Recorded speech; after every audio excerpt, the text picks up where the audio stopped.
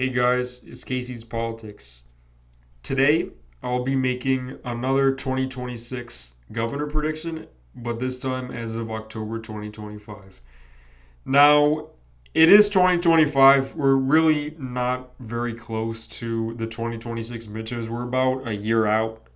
But with the information that we currently have now, I'll be filling out this map with the information we currently have as of October 2025.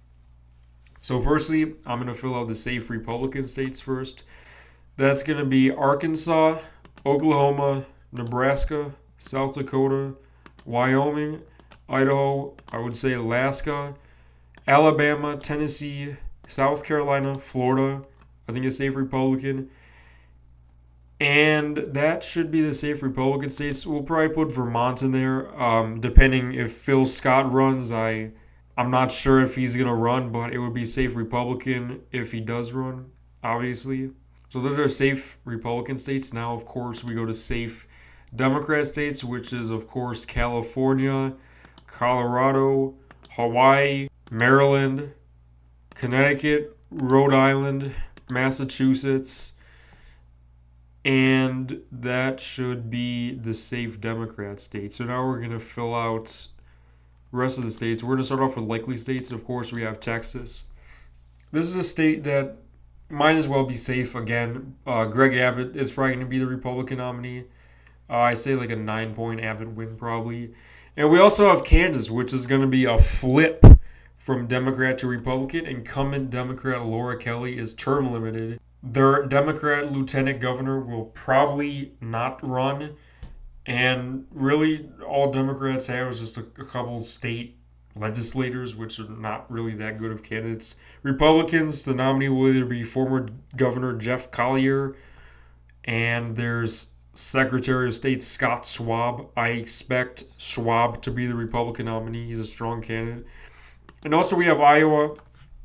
Democrats are running their strongest candidate in Auditor Rob Sand, who is the only statewide elected Democrat in Iowa. Republicans will be putting up Randy Feenstra, who, of course, is a strong candidate. So I'd say probably a 5-point win for Feenstra. I don't really see much problem there. Ohio, Vivek Ramaswamy is going to be the next governor of Ohio, most likely. He will probably be facing Amy Acton. I'm not sure if Tim Ryan is going to run. A decision is expected soon if Ryan is going to run or not. But I think Vivek wins by around 5 to 6. Next, we have likely Democrat states. We're going to start off with Minnesota. Tim Walz is running for re-election. I think he lost a lot of his moderate credentials after his 2024 run with Kamala.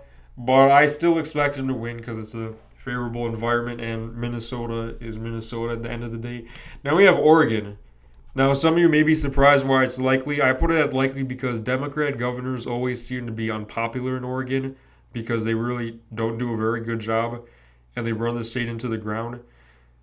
Christine Drazan, the Republican, came only 3 points short of winning in Oregon in 2022, which is pretty impressive for a Republican in Oregon.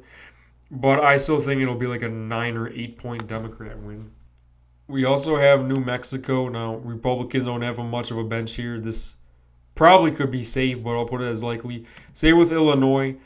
J.B. Pritzker probably running for re-election. Republicans can't really put anybody up. I'd say like a maybe 9-point Pritzker win if Republicans can find a good candidate. And New York, this is another one that might as well be safe, but Kathy Hochul is not very popular at all. And she's probably going to face Elise Stefanik, who's a pretty decent candidate. Not the best, but, she's all right for New York. And then Maine, of course, there's some other people that served in the Bush administration, I'm pretty sure, that's running in Maine, but those aren't really the best candidates, obviously. Another likely state I think will be Pennsylvania. Now, Pennsylvania is definitely one to watch. Lots of people are writing off Stacey Garrity. She is the state treasurer of Pennsylvania. She will be challenging Josh Shapiro for the governor's mansion. Many people wrote off Dave McCormick in 2024. He ended up winning the Senate race. Yes, I know Senate races are different than governor elections. But Pennsylvania, Republicans should keep an eye on that. With time, Pennsylvania I think will get closer, but as of now, I'll put it as likely Democrat just because there's not too much polling. And a lean Republican state, this is, yeah, you know what, we'll put it as likely Republican. Kelly Ayotte is a great candidate for New Hampshire. I don't expect her to be primaried out, even though there's been some buzz that the Trump administration might want a primary for Kelly Ayotte. But Ayotte is pretty much one of the only Republicans that can win statewide in New Hampshire, other than Chris Sununu. New Hampshire has a very good mold of Republican governors. They have very strong candidates for Republican governor all the time, it seems like. So I expect Ayotte to hold on. I think that'll be likely Republican. Now, moving over to the rest of these states here, we're going to start off with Nevada. Now, Joe Lombardo is a great candidate. He's a popular governor. He'll be facing Democrat Attorney General Aaron Ford, who is probably one of the strongest candidates Democrats can run. I think Lombardo will probably win by somewhere between 4-3, in my opinion. Possibly even more, but as of now, I'll just put it at lean just because there hasn't been too much polling. Republicans have great voter registration trends, of course, great trends overall in Nevada. So I think it's definitely lean Republican. And I would also say Georgia is lean Republican. The Republican nominee will either be Lieutenant Governor Burt Jones or Attorney General Chris Carr. Chris Carr is a very good candidate, but I don't know if he's going to win the primary. Democrats don't have too many candidates to run. They have former Republican Lieutenant Governor Jeff Duncan, who's running. He's probably not going to get out of the primary. Keisha Lance Bottoms, former mayor of Atlanta. Jason Estevez, who's a state senator from around Atlanta. So those candidates aren't that great. I mean, but it's Georgia, so it's going to be pretty competitive. I'd say whoever the Republican is, if it's Jones, I think he wins by maybe 0.50 to 1 point. If it's Carr, I think he wins by somewhere between 1 to 3 points, depending on who the Democrat nominee is. So the only states we have left is Arizona, Michigan, and Wisconsin, some notorious swing states. We are going to start off with Wisconsin. Now, Democrats lost their arguably best recruit today as Attorney General Josh Kaul announced he will not be running for governor. He will instead be running for re-election as Attorney General.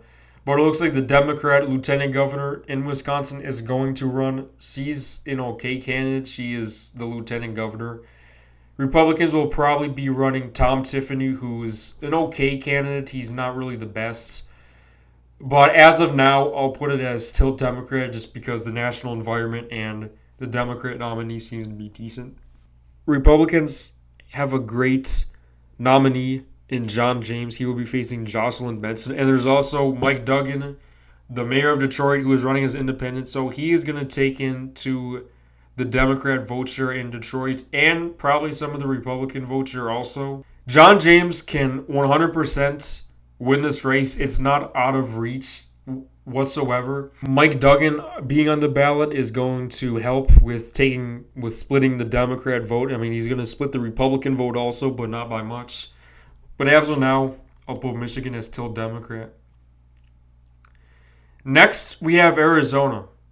Now, I think this may be probably the second most competitive race behind Michigan. I'll actually give this to Republicans. I'll tell you why. Republicans have great voter registration trends in Arizona. Katie Hobbs has not been a good governor, and she's not that good of a candidate. Do I think Andy Biggs is not a very strong candidate? Yes. But I think people underestimate how good of a candidate he could be. He has some appeal. His district is based in suburban Phoenix, which of course has some appeal. Katie Hobbs has not been very popular as governor, and Republicans outperformed expectations in Arizona last year. That doesn't mean Arizona is going to be a safe red state, but it shows that Arizona can be a little bit swingy. I think under the right circumstances, it could flip Republican. So I think, as of now, Andy Biggs will win the governorship of Arizona in 2026. Assuming he's the nominee, because there is also Karen Taylor Robson and David Schweikert, who will also be running, but I expect Biggs to be the nominee. So that's my 2026 governor prediction as of October 2025. Remember, this is still pretty early.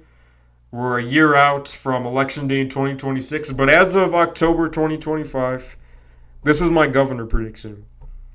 So thank you guys for watching. Comment down below suggestions, stuff you want to see. Like the video, subscribe to the channel. Thank you guys for watching. This is Casey's Politics.